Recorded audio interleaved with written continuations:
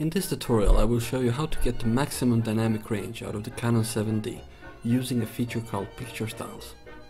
This is one of the most overlooked features in the Canon DSLR range, although it essentially bridges the major difference between this and this.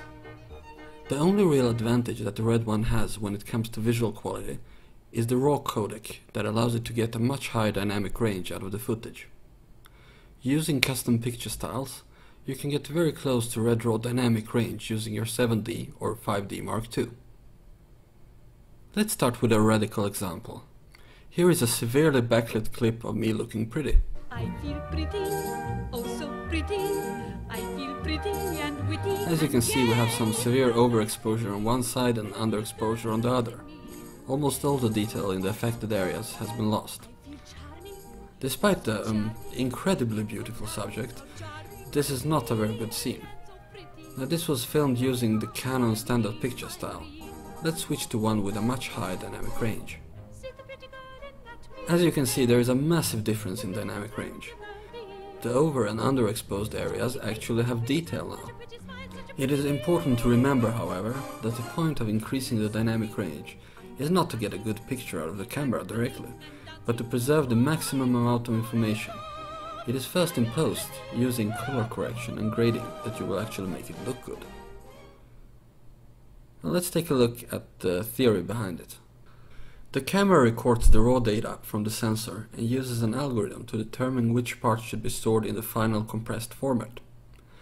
A lot of information gets lost in this process.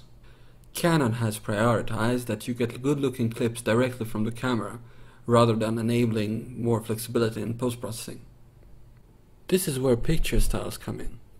A custom picture style allows you to change the way the camera processes the raw information. Picture styles can be created and edited using a program called the Picture Style Editor that comes with the camera. You will find that for a good reason it has often been referred to as the piece of editor. Now I won't waste time ranting about how bad that software is, and all you need to know is that it's and of baboons. Fortunately, there are finished styles that you can download.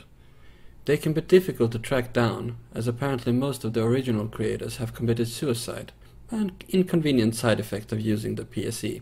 You can find some presets in the description of this video. So, to upload a style to the camera, you hook it up using the USB cable. I'm using Windows here, but if you are of the Mac persuasion, the process should be similar. You start the EOS utility and click on Camera Settings/Remote Shooting.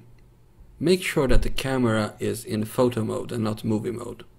So here just click on the Register User-Defined Style, and you can configure the 3 custom picture styles here. You can load an external file by clicking on the file icon here and just pick the relevant file. Press OK, and now it has been uploaded to the camera, so you can use it just like any other picture style.